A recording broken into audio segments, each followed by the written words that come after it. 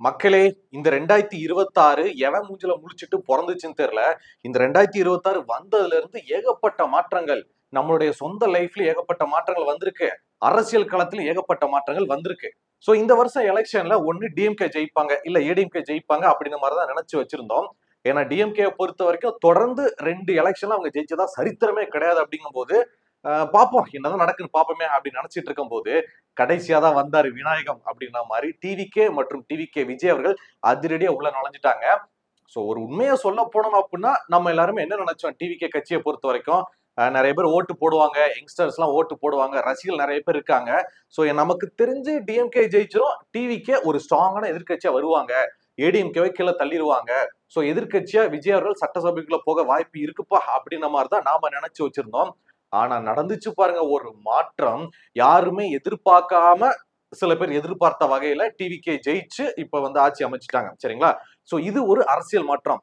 இப்போ அடுத்து ஏகப்பட்ட விஷயங்கள் நடந்துகிட்டு இருக்குங்க. அதைத்தான் நம்ம தெரிஞ்சுக்க போறோம். ஆனா இதுதான் எங்களுக்கு தெரியும்ல, மறுபடியும் எதையா சொல்றீங்க அப்படி சொல்லிட்டு நீங்க கேட்கலாம். நான் அதை பத்தி பேச வரல. இந்த 2026 வருஷம் வர போகும்போதும் சரி, இப்ப வந்ததுக்கு அப்புறமும் பாத்தீங்கன்னா அதிகமான அரசியல் மாற்றங்கள், அரசியல் நிகழ்வுகள், நிறைய ஏகப்பட்ட குளறுபடிகள் நடந்திருக்கு. குறிப்பா இந்த கட்சியில இருந்து நிறைய பேர் இந்த கட்சிக்கு தாவிருக்காங்க, இந்த கட்சியில நிறைய பேர் இந்த கட்சிக்கு தாவுறாங்க. இவங்க எனக்கு கட்சியே வேணாம்னு சொல்லிட்டு ஓடி போயிட்டாங்க. சில பேர் கட்சியில இருந்து விலகி வேறொரு புதுசா கட்சியெல்லாம் நிறைய பேர் ஆரம்பிச்சிருக்காங்க. சோ இந்த மாதிரி இந்த 2026 பாத்தீங்கன்னா அரசியல் சம்பந்தப்பட்ட ஏகப்பட்ட குளறுபடிகள், ஏகப்பட்ட மாற்றங்களை கொடுத்திருக்கு.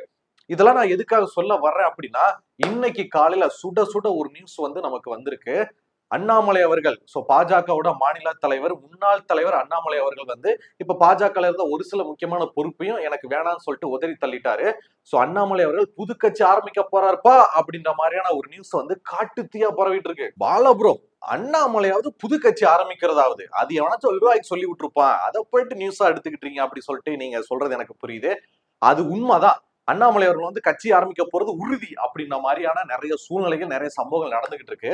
சோ என்னதான் அண்ணாமலை அவர்களை தமிழகத்தோட பாஜக தலைவர் பதவியில இருந்து எடுத்துட்டாலுமே இப்ப ஒரு முக்கியமான பதவியில இருக்காருல்ல, அந்த பதவியும் நான் எனக்கு வேண்டாம், அதுல இருந்து நான் விலகிக்கிறேன், பாஜக எனக்கு சம்பந்தமே இல்லைங்க அப்படின்ற மாதிரி காலையில அண்ணாமலை அவர்கள் நேர ஏர்போர்ட்ல இருந்து டெல்லிக்கு போயிட்டு அங்க பாஜகவுடைய தேசிய தலைவர் இருக்காரு பாத்தீங்களா, நிதின் நபீன், அவர்கிட்ட லெட்டர் கொடுத்து வந்திருக்காரு. சோ சென்னையில இருந்து டெல்லிக்கு பிளைட்ல போயிட்டு லெட்டர் கொடுக்கறதுக்கு முன்னாடி சென்னை ஏர்போர்ட்ல வச்சு பத்திரிகையாளர்கள் இந்த மாதிரி கேக்குறாங்க, சார் இந்த மாதிரி கட்சியில இருந்து நீங்க விலக போறதா கேள்விப்பட்டோம், புது கட்சி ஆரம்பிக்க போறீங்களாமே, இனிமேல் பாஜக உங்களுக்கு சம்பந்தம் கிடையாதாமே, நீங்க யாரு கூட கூட்டணி வைக்க போறீங்க, நீங்க என்ன கட்சி உருவாக்க போறீங்க, கொடி சம்பந்தமா கேட்கும் போது ஒண்ணு அண்ணாமலை அவர்கள் என்ன சொன்னா, ஐயோ அதெல்லாம் இல்லங்க, சும்மாங்க, நான் வேற பர்பஸ்க்காக போறேன், கட்சியெல்லாம் ஆரம்பிக்கல அப்படி சொல்லிட்டு அப்ரோச்சா அப்படி கட் பண்ணி விட்டு போனோம்ல.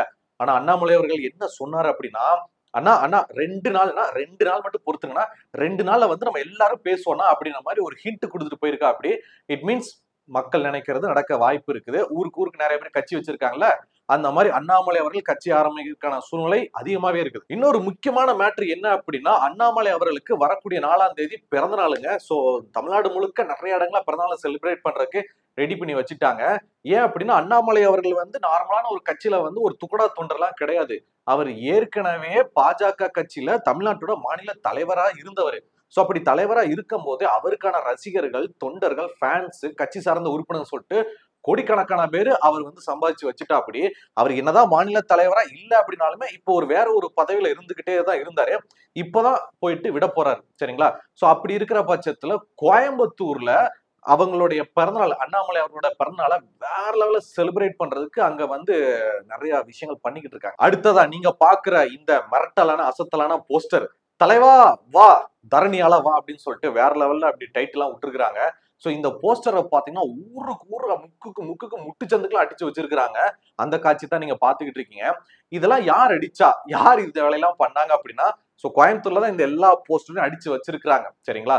இந்த போஸ்டர் யார் அடிச்சா அப்படின்னா, கோயம்புத்தூர் மாவட்டத்தோட முன்னாள் பாஜக தலைவர் உத்தம் பாலாஜி ராமசாமி அவர்கள் அடிச்சிருக்கிறாங்க. சோ அவருக்கும் அண்ணாமலை அவர்களுக்கு எப்படிப்பட்ட ஒரு உறவு அப்படின்றத நம்ம சொல்லிதான் தெரியணும் அவசியம் இல்ல. சோ இந்த அண்ணாமலை அவர்கள் கட்சி ஆரம்பிக்க போறது ரொம்ப உறுதி அப்படின்ற மாதிரியான சில விஷயங்கள் தான் இப்ப நடந்துகிட்டு இருக்கு. சோ எந்த மாதிரியான கட்சி ஆரம்பிக்க போறாரு, அதுக்கான கொள்கைகள் என்ன, கட்சிக்கு என்ன பேரு, எந்த மாதிரியான சின்னம் அப்படின்றத நம்ம போக போக அப்படியே தெரிஞ்சுக்கலாம். சோ டிவிக்கே புதுசா கட்சி ஆரம்பிச்சு உள்ள ஆட்சியை பிடிச்ச மாதிரி அண்ணாமலை அவர்கள் வேற ஏதோ பிளான் பண்றாங்க, அது மட்டும் நல்லா தெரியுது. அண்ணாமலை வேணா இதுக்கப்புறம் கட்சி ஆரம்பிக்கலாம். ஆனா அதுக்கு முன்னாடியே பாத்தீங்கன்னா சின்னம்மா சசிகலா அவர்கள் அவங்க ஏற்கனவே ஜெயலலிதா அம்மா அவங்களுடைய மறைவுக்கு அப்புறமா அதிமுக அப்படின்னாலே சசிகலா தான் அப்படின்ற மாதிரி இருந்துச்சு. ஆனா எடப்பாடி பழனிசாமி அவர்களுக்கு பதவியை கொடுத்ததுக்கு அப்புறமா அப்படியே கொஞ்சம் கொஞ்சமா சசிகலாவை அப்படியே ஓரங்கட்டி அப்படியே கட்சி பொறுப்புல இருந்தே தூக்கிட்டாங்க.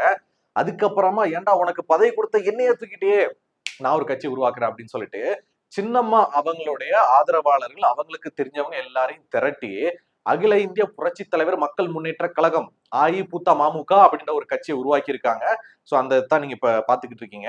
இதுல வந்து டிடிவி தினகரன் அவங்களும் இருக்கிறாங்க. அது மட்டும் இல்லாம மருத்துவர் ஐயா ராமதாஸ் அவர்களும் இணைஞ்சிருக்கிறாங்க. சோ நமக்கு நல்லாவே தெரியும் ராமதாஸ் ஐயாவோட கட்சி தான் பாட்டாளி மக்கள் கட்சி, மாம்பழம் எல்லாமே தெரியும். ஆனா இந்த அன்புமணி ராமதாஸ் அவர்கள் உள்ள வந்து கேஸ் போட்டு தேர்தல் ஆணையத்துக்கிட்ட அதுன்னு பேசி கட்சி அப்பா கிட்ட இருந்து எனக்கு கொடுங்க அப்படி சொல்லிட்டு வாங்கிட்டு போயிட்டா அப்படி. சோ ஆரம்பத்துல இருந்து வம்பாடு பட்டு ஒவ்வொரு தொகுதியா போயிட்டு மக்கள் கிட்ட எல்லார்கிட்டையும் பேசி அப்படி அந்த பாட்டாளி மக்கள் கட்சியை வளர்த்த ராமதாஸ் ஐயா கிட்ட கட்சி இல்லாம அன்புமணி அவங்க கிட்ட போயிடுச்சு. அதுவும் ஒரு அரசியலால அரசியல் அப்படி இப்படின்னு நடந்துச்சு. சோ இப்ப வந்து அகில இந்திய புரட்சி தலைவர் மக்கள் முன்னேற்ற கழகத்துல இவங்க எல்லாம் இருக்கிறாங்க சரிங்களா. சோ இந்த மாதிரி இந்த 2020 பாத்தீங்கன்னா நம்ம அந்த அரசியல் வட்டாரத்துக்குள்ள ஏகப்பட்ட குளறுபடிகள் ஏகப்பட்ட மாற்றங்கள் வந்திருக்கு. டிஎம்கே தோக்கவே தோக்காதுன்னு நினைச்சோம். ஆனா டிவிக்கே உள்ள வந்து அடிச்சு தூக்கிட்டாங்க. இவ்வளவு ஏன் ஸ்டாலின் அவர்கள் அவங்களுடைய சொந்த தொகுதி அவங்களுடைய கோட்டை அப்படின்ற குளத்தூர்லயே தோக்கடிச்சிட்டாங்க. சோ ஏகப்பட்ட மாற்றங்கள் வருதுங்க. டிஎம்கேல கூட இந்த டிவிக்கே வந்து எதனால ஜெயிச்சாங்க, இந்த சின்ன சின்ன பயலுக அவங்கதான் ஜெயிச்சிருக்காங்க, அந்த சோசியல் மீடியால அதை வச்சா ஜெயிச்சிட்டாங்க அப்படின்ற மாதிரியான ஒரு கணக்கை போட்டு இவங்க என்ன ஆரம்பிச்சிட்டாங்கன்னா ஜென்சி கிட்ஸ் அவங்களோட இயக்கம் அப்படின்ற மாதிரி ஆரம்பிச்சு இனிமேல் எல்லாம் ஃபேஸ்புக் இன்ஸ்டாகிராம் ட்விட்டர் சொல்லிட்டு சோசியல் மீடியால ஆக்டிவா இருங்க. இனிமேலும் நாம வந்து இந்த டீ கடை அரசியல் பண்ணக்கூடாது.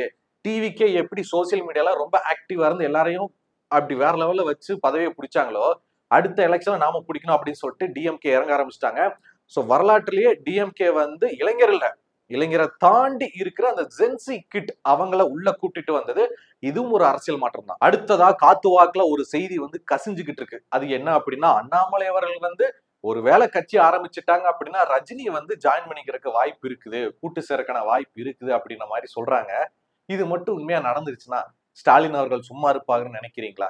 ஏன் அப்படின்னா டிஎம்கே ஜெயிக்கணும் அப்படின்றதுக்காக கமல் அவங்கள உட்கார வச்சு வீடியோ எடுத்து அதையும் நம்ம யூடியூப்ல போட்டு இந்த எலெக்ஷன் டைம்ல எல்லாம் பாத்தீங்கன்னா விளம்பரம் வந்துகிட்டே இருக்கும். கமல் பேசுற மாதிரி டிஎம்கே சப்போர்ட் பண்ற மாதிரி.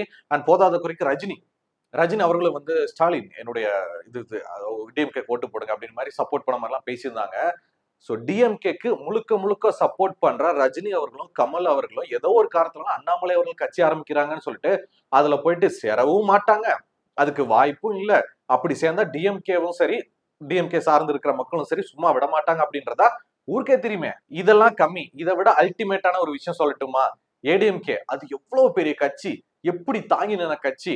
ஆனா எம்ஜிஆருக்கு அப்புறமா ஜெயலலிதா அம்மாவுக்கு அப்புறமா அப்படி இப்படியே அந்த கட்சியோட வளர்ச்சி அப்படி இப்படியே கம்மியாயிடுச்சு. ஏன்னா அந்த அளவுக்கு ஆட்கள் நிறைய வேலைகள் பண்ணிருக்காங்க, நிறைய பேர் டிவிக்கில போயிட்டு ஜாயின் பண்ணி இருக்கிறாங்க. நம்ம செங்கோட்டையன் அவர்கள் ஏடிஎம்கேல இருந்து விலகி டிவிக்கில ஜாயின் பண்ணி இப்ப அவருக்கு வந்து அமைச்சர் பதவியே கிடைச்சிருச்சு. அதை வச்சுக்கிட்டு இந்த மாதிரி இங்க இருந்து போய் அங்க போனா பதவி கிடைக்குது, நம்ம வந்து தோத்த கட்சியில இருக்கிறத விட ஜெயிச்ச கட்சியில தான்டா இருக்கணும் அப்படின்னு சொல்லிட்டு ஏடிஎம்கேல இருக்கக்கூடிய நிறைய எம்எல்ஏக்கள் அவங்களுடைய பதவி ராஜினாமா பண்ணிட்டு சபாநாயகர் கிட்ட வந்து கடிதம் கொடுத்து டிவிக்குள்ள போயிட்டு ஜாயின் பண்ண ஆரம்பிச்சிட்டாங்க. எடப்பாடி அவர்கள் வந்து துண்டை போட்டு உட்காந்துருக்காரு. இப்படி எல்லாருமே போயிட்டாங்கன்னா யாரை வச்சு நம்ம கட்சி நடத்த அப்படின்னு சொல்லிட்டு. சோ நல்லா புரிஞ்சுக்கோங்க, ஒரு அரசியல் அப்படின்றது அந்த கட்சியை டெவலப் பண்றது, கட்சிக்குள்ள நடக்கிற பிரச்சனைகளை சரி பண்றது மட்டுமே கிடையாது. உள்ளுக்குள்ள இருக்கிற சில பேர் அவங்களுடைய லாபத்துக்காக சுயநலத்துக்காக இந்த கட்சியில இருந்து அப்படி இந்த கட்சிக்கும் தாவாங்க, இங்க இருந்து இங்கேயும் தாவாங்க, ரெண்டுத்துக்கும் இல்லாம நடுல உட்காந்துட்டு புதுசா கட்சி ஆரம்பிச்சு கூட்டணி வச்சுப்பாங்க. சோ என்ன வேணாலும் நடக்குங்க அரசியலை பொறுத்த வரைக்கும். இதுதான் எதுன்னு ப்ரிடிக்ட் பண்ணவே முடியாது, நிறைய இருக்குது. இப்ப நீங்க எல்லாருமே நினைக்கலாம் அண்ணாமலை அவர்கள் வந்து இந்த மாதிரி புதுசா கட்சி ஆரம்பிக்க போறாரு, ஒரு வேற மாதிரி டெவலப் பண்ண போறாரு, அதுக்காகத்தான் இருக்கிற பதவியை திறந்துட்டு பாஜக இருந்து வெளியே வர போறாரு அப்படின்னு சொல்லிட்டு நீங்க நினைக்கலாம். அது மட்டுமே காரணம் இல்லைங்க, அதுக்கு பின்னாடி ஏகப்பட்ட காரணங்கள் இருக்கு. ஃபர்ஸ்ட், அண்ணாமலை அவர்கள் வந்து தமிழகத்தோட பாஜக தலைவரா இருக்கும்போது அந்த பாஜகவுடைய கொள்கைகளை சில விஷயங்களை பரப்பணும் அப்படின்றதுக்காக ஏகப்பட்ட விஷயங்கள் பண்ணாரு. தான் பாஜக தலைவரா இருக்கிறோம் அப்படின்றதுக்காகவும் நிறைய விஷயங்களும் பண்ணாரு. குறிப்பா ஒரு பாயிண்ட் சொல்லணும் அப்படின்னா அந்த அண்ணா யூனிவர்சிட்டி அந்த இஷ்யூ நடக்கும் போது அந்த அதிகாரி யாரு, அந்த சார் யாரு, எப்படி எஃப்ஐஆர் ஃபைல் லீக் ஆச்சு அப்படின்னு சொல்லிட்டு அவரோட வீட்டு வாசலுக்கு முன்னாடி நின்று சட்டே இல்லாம பச்சை கலர்ல வேட்டி மட்டும் உடுத்தி சாட்டை எடுத்து அடிச்சுக்கிற மாதிரி சீனாலாம் நீங்க பாத்திருப்பீங்க. சோ அந்த மாதிரி நிறைய பிரச்சனைகளுக்கு குரல் கொடுத்தவர். பாஜக எதுனா பிரச்சனை உள்ள வரும்பா அப்படின்ற மாதிரி அடிக்கடி காட்டுனவர். சரிங்களா? போன வருஷம் எலெக்ஷன்ல கூட பாத்தீங்கன்னா பாஜக வந்து தமிழகத்துல 4 இடங்களை பிடிச்சது. ஆனா இந்த 2026 எலெக்ஷனை பொறுத்த வரைக்கும் அண்ணாமலைய நிக்க கூட விடலங்க. ஒரு எம்எல்ஏ கேண்டிடேட்டா கூட ஆகல. அதுக்கு பதிலா மத்த எல்லாருக்குமே சீட்டு கொடுத்தாங்க. இந்த ஒரு விரக்தி. சரிங்களா? ஆனா அது மட்டும் இல்லாம இப்போ நடந்த இந்த எலெக்ஷன்ல பாத்தீங்கன்னா 2.97% மட்டும்தான் பிஜேபி வந்து வாங்கியிருக்கிறாங்க. அது ஒரே ஒரு எம்எல்ஏ மட்டும் தான் கிடைச்சிருக்காங்க. சோ இந்த மாதிரி இந்த பாஜக சார்ந்து இவர் எவ்வளவுதான் உழைச்சாலுமே இவருக்கு ஒரு முன்னேற்றம் இல்ல. ஒரு மாதிரியா பதவி விட்டு இறக்கிட்டாங்க. நிறைய விஷயங்கள் நடக்குது. உள்ளுக்குள்ளேயே கட்சி உட்பூசல்கள் இருக்கு. இவருக்கு மரியாதை கிடைக்கல, சீட்டு கொடுக்கல அப்படின்னு சொல்லிட்டு ஏகப்பட்ட விஷயங்களை மனசுல வச்சுக்கிட்டு நாம தான் தலைவரா இருக்கும்போது நமக்கு ஆதரவாளர் நிறைய இருந்தாங்களே, தொண்டர்கள் இருந்தாங்களே, நமக்கு நிறைய ரசிகர்கள் இருந்தாங்களே, அப்ப நாம இவங்களுக்கு ஐயா சரிங்க சரிங்கன்னு சொல்லிட்டு டெல்லியில அடிமையா இருக்கிறதுக்கு அப்படி வேண்டான்னு விட்டுட்டு இருக்கிற ஆட்களை வச்சு நம்ம ஒரு கட்சி ஆரம்பிச்சு டெவலப் பண்ணோம்னா அதுக்கப்புறம் ஒரு பெரிய கட்சி கூட ஒரு கூட்டணி கட்சி மாதிரி இணைஞ்சு நம்ம அப்படியே வந்துடலாம்ப்பா அப்படின்ற மாதிரி ஒரு கணக்கு போட்டிருக்காரு. அரசியல்ல முன்ன பின்ன அப்படிதான் இருக்கும் என்ன? ஆமா ஆமா கணக்கு. சோ அரசியல் அப்படின்றது அது எப்பவுமே அரசியல் தாங்க. அந்த காலத்திலயும் சரி இந்த காலத்திலயும் சரி. அது நாமெல்லாம் இப்ப உயிரோட இருக்கிற காலகட்டத்துல இந்த 2020 அரசியல் என்ன அப்படின்றது நமக்கு நல்லா புரிய வச்சுட்டாங்க, தெரிஞ்சுக்கிட்டோம். ஏன்னா நேத்து வரைக்கும் இந்த டோரிமானு அப்புறம் வந்து சின்சானு இந்த மாதிரி அனிமேட்டட் மூவி பாத்துக்கிட்டு இருந்த எல்லாரையுமே இப்ப வந்து அரசியல் பார்க்க வச்சிருக்காங்க. அது மட்டும் இல்லாம சட்டசபை என்னன்னா தெரியாத பெரிய பெரிய பசங்க எல்லாமே இப்ப சட்டசபை நிகழ்ச்சியை உட்கார்ந்து பாத்துக்கிட்டு இருக்காங்க. அடுத்த அரசியல் என்ன, மசோதா தாக்கல் என்ன, எவ்வளவு பட்ஜெட் ஒதுக்குறாங்கன்னு சொல்லிட்டு முழுக்க முழுக்க அரசியல் நாலேஜ அப்படியே வளர்த்துக்கிட்டு இருக்காங்க இப்ப இருக்கிற யங்ஸ்டர்ஸ். சோ இதுவும் ஒரு அரசியல் அப்படின்ற மாதிரி போயிடலாம். சோ நிறைய மாற்றங்கள் இருக்கு, நிறைய மாற்றங்கள் வரப்போகுது. அது மட்டும் உண்மை நல்லா தெரியுது. சோ இந்த செய்தியை பத்தினா உங்களோட கருத்துக்கள் என்ன? இந்த 2026 இந்த அரசியல் ரிலேட்டடா நிறைய குளறுபடிகள் கச்ச கச்சா இங்க இருந்து அங்க போறது, அங்க இருந்து இங்க தாவர சொல்லிட்டு நிறைய விஷயங்கள் இருக்குல்ல. இத பத்தி நீங்க என்ன நினைக்கிறீங்க அப்படின்ற உங்களுடைய கருத்துக்களை பாலாவையன் கூட சேர்ந்து கீழே கமெண்ட்ல தெரியப்படுத்துங்க.